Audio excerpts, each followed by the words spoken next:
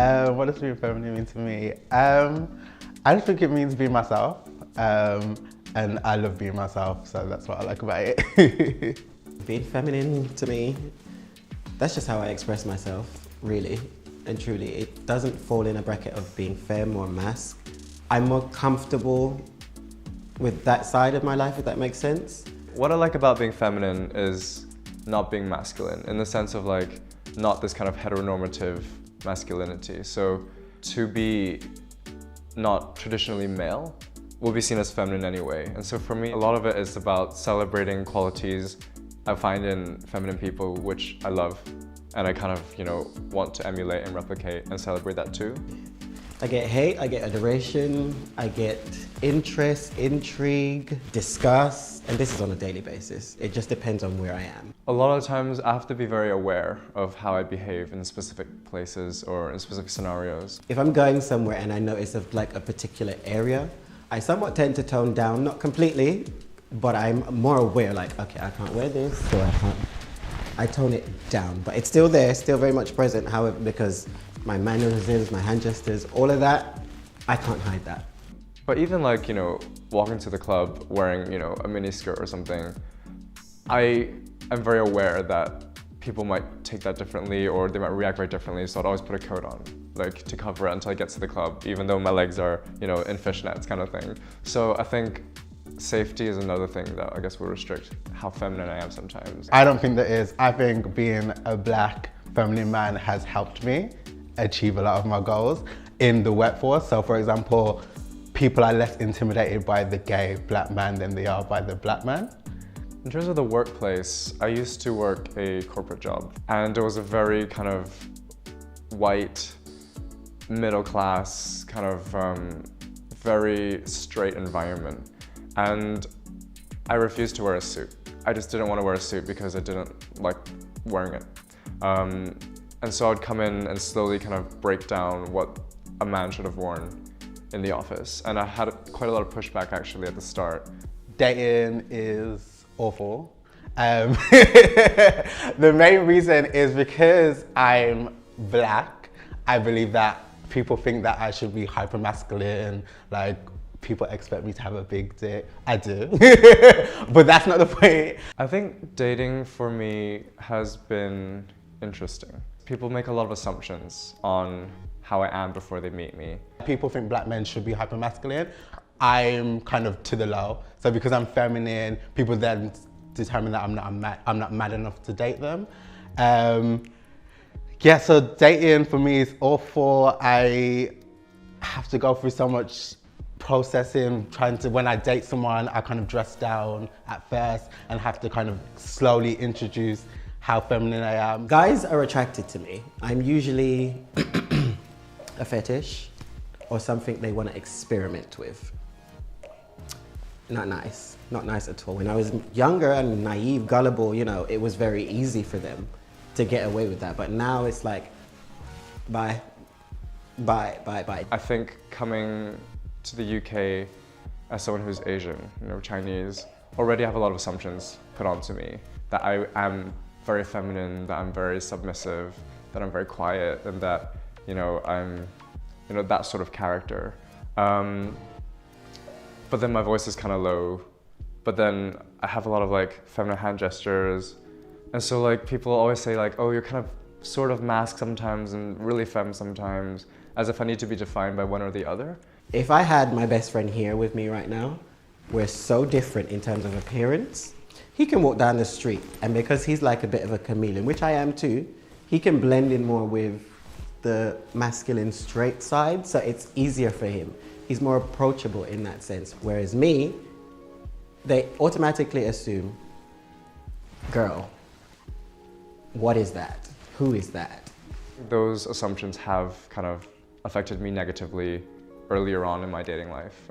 Just in terms of, I felt like I had to be more masculine to be attractive because femme people were not attractive, especially kind of femme Asian people. But then I would meet these, yellow fever kind of people who just like Asians for the sake of liking Asians. And I would feel the pressure to be very submissive and very feminine just to satisfy that. Yeah, it makes me sad Because being a feminine black man doesn't mean that I'm not a man. It doesn't mean that I'm not masculine. There's so many facets to people anyway. I mean, I meet straight men who are very hyper-masculine, but they're so sensitive and soft, and so they have that feminine to them as well. But just because in my community, I feel like I have to explain it. And so I think it took me quite a few years to understand that actually, if anyone has those assumptions or wants to treat me a certain way, they're definitely not right for me. You have to express yourself through clothes and through just the way you walk and the sass in your spirit, and the fact that you were raised by these strong black women and they were what influenced what you came out with. Fashion and the way I dress and the way I act just kind of reinforce confidence within myself. I can't imagine what it would be like to not want to express that and not express that, and I feel like it would be the worst world if Andre wasn't being Andre every day. If you are free to do what you want, feel how you want, dress how you want, you're gonna be a very, very happy person. I somewhat lost sight of that, and now I'm trying to remind myself of who that person was before I got to the stage I am now. I'm just like, I was carefree, I was happy-go-lucky. Wearing this down the street wouldn't bother me. Now I'm more conscious, I'm like, okay, put on a coat. Cover it up just a little bit, but I'm still gonna show you me. Full stop. If I was gonna come here and wear exactly what someone else wore, what's the point of me being here?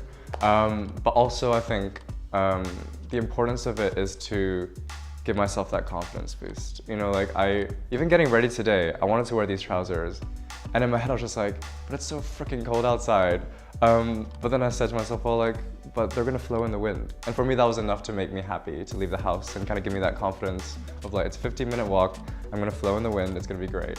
So yeah, I would just describe my style as like banji kun. I always have skinny jeans on, can't wear loose fit trousers ever. I love to like feel the material on my legs. My belt always has to be tight to have my waist out and my ass showing. Always have my shirt open. Me and my best friend call it nipples to the wind, so when the wind's blowing, like all you see is bare nipple. I don't know how I would describe my style, but I would say my influences are very kind of glam rock, glam pop, kind of androgynous, kind of Grace Jones, David Bowie, Lady Gaga, that vibe of things. But also very much my friends and kind of the music I listen to. And also, I think the drag scene as well in East London, or just in London in general. I think that gives me a lot of kind of confidence to be more expressive in my ways, and helps me kind of figure out whether I could pull this off or whether I want to try that kind of thing. My style is a reflection of how I feel on a day. So whatever mood I'm in, it tends to reflect in what I put on. I wear a lot of dark clothing, which people always think I'm sad and depressed. No, it's just a very easy color to wear. In terms of somebody I look up to, maybe like fashion-wise, that would be my wife, Rihanna. She takes risks. She is not afraid to wear anything. She could put on a bin bag and I'm like, yes, because she can wear it. So stuff like that I would take from her and try to implement in myself. And then the hair color is like my biggest thing. I'm black haired today, which is jet black, not my actual natural color. But blondes, pinks, yellows, greens, I do every color. And I think the color of my hair is usually my main statement. I think one of my role models will definitely be Lady Gaga, just because of the fearlessness, I think. Plus a million other things. But when I first kind of came to the UK, she had just kind of launched, and I had never really grown up with a kind of a public figure who was so kind of, you know, queer friendly, who was so unapologetic, who was so bold and brash, but also created beautiful art with a crazy work ethic. And I think that for me was just kind of encapsulated the type of person I wanted to be as well. Role models, in particular, just family. So the girls in my family, I'm a dancer, so I literally dance with all the girls in my family my whole life. So, and all they did was like talk about boys and stuff. So the skinny jeans and all that, I think it's just from watching all my older cousins who babysitted me, wearing skinny jeans, how they navigate around men, kind of what they do to kind of get attention from a man. So that waist and the ass thing is very like, goes with that. So I think that my mom and the girls in my family influenced my style the most. But then also like women on TV, so I like watch a lot of reality TV shows. So yeah, it's just kind of them on TV and how they dress and how they kind of make the clothes move and how like silhouettes happen when like you've got like a loose fitted shirt or something like that. My role model to me is and always will be Mummy Dearest. That woman is resilient as hell. Resilient. She's gone through a lot of things and I'm just like, you're still standing? Okay, I've got a lot further to go. What I might be dealing with now, I'm gonna get past it. If she can do it, so can I. I see myself as an older, so I purposely, even if it's on social media, like posts, comment on posts of like my fellow queer, gay, feminine guys. I consciously like their stuff and I consciously comment on their stuff because I want them to know that like, I like it, I fucks with it, because when I was that age, I felt like I was the first to be doing it and no one was like, oh, you look good today, girl, da, da, da. On a day-to-day basis, it was kind of like stares rather than appreciation. And now that I'm older, I want to appreciate the guys that are kind of moving it forward even more than I felt like I moved it forward. I think the drag scene in London is amazing for that. You know, going to a drag show, everyone's kind of dressed up in a very different way. No one's expected to be gender conforming in any sort of way. And I think just the fact that a drag performer is someone who is bending gender and, you know, testing sexuality, experimenting with fashion and art, I think that makes the space very free to be as femme as you want, to be as masculine as you want even, or be that perfect androgynous blend if you wanted to. So I think within London, definitely the drag scene is an amazing thing for kind of people who want to go as femme as possible. I don't have that many male feminine friends, even if they're gay, to be fair. And if they are, it was when our friendship first started. So they were more like me in that sense. But as they've grown older now, they've kind of reverted back to the more masculine side. So in terms of community, I can't really speak on that because I don't socialize with that many. I'm like the one person out of my circle of friends that is like me. So I can't compare it to anybody else. In a club setting or a night out, that's different. The community, there is community, but it can tend to be, from what I've experienced anyway, bitchy, shady, and I'm not here for that. So I automatically just take myself away from it. Then I come across as if I'm snobbish or I think I'm too nice, or I'm just like, no, because I can see what's happening and I don't want to be a part of it. What helped me grow as a person was kind of just navigating in the world alone and finding my base. And to be honest, I feel like I was raised by gay people. I was raised by a yardie man. I was at yardie man's house every weekend. I lived in Wolverhampton, so I would come to London. I was raised by yardie men. I was dressed by yardie men. So like I was literally raised in gay culture. I think just being honest and open with your experiences and having conversations with, you know, strangers, with friends, with family.